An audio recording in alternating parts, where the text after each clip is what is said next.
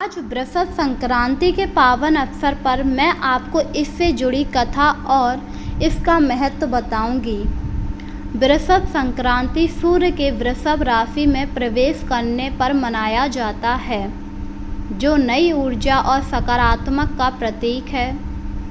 इस दिन सूर्य पूजा, तर्पण और दान से व्यक्ति को मानसिक शांति और पुण्य की प्राप्ति होती है।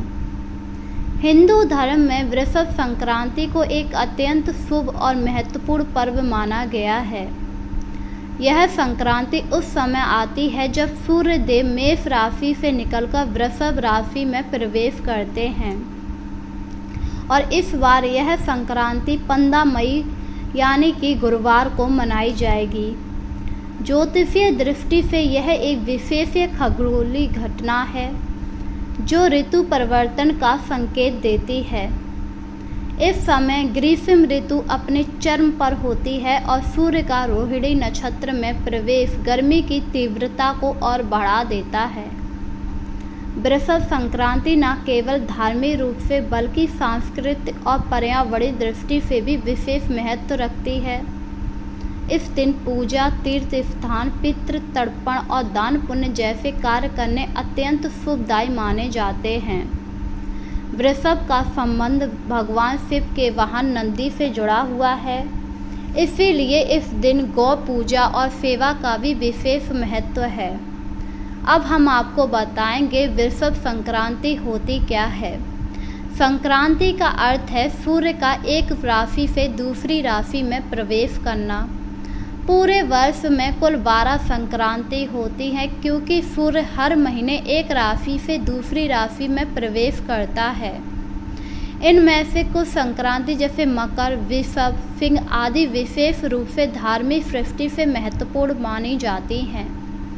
वृषभ संक्रांति के साथ नौतपा की शुरुआत होती है जिससे गर्मी ऋतु तीव्रता बढ़ाती है।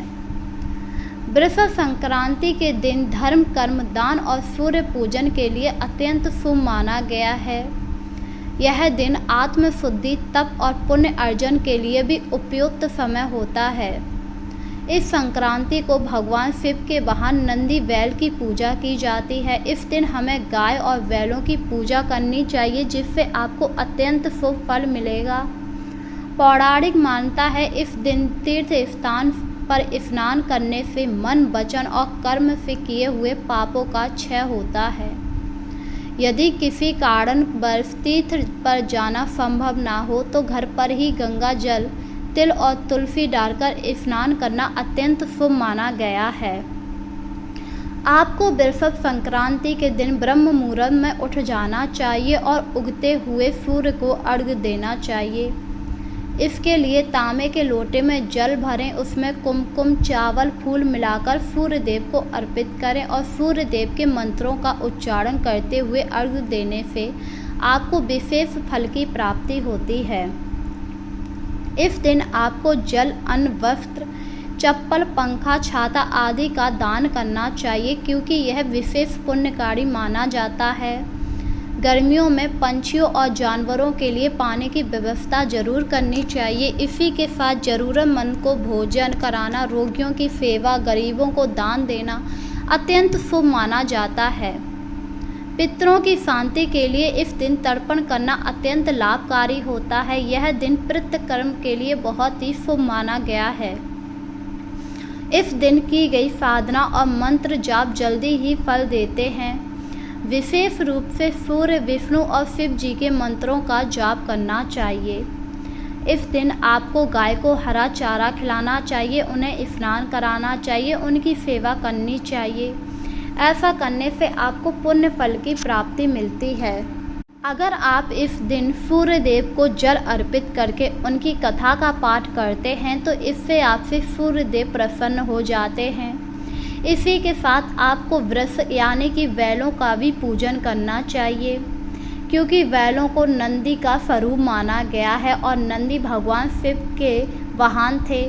इसीलिए अगर आप इस दिन नंदी यानी बैलों की पूजा करते हैं तो वह काफ़ी पुण्यकारी काम माना जाता है। आपको इस दिन गाय, बैलों को हरा चारा खिलाना चाहिए, उनकी सेवा करनी चाहिए। इसी के साथ दान पुण्य करना चाहिए। आज के दिन किया गया दान आपको कई जन्मों तक शुभ फल प्रदान करता है, इसीलिए आपको इस दिन दान पुण्य अवश्य करना चाहिए।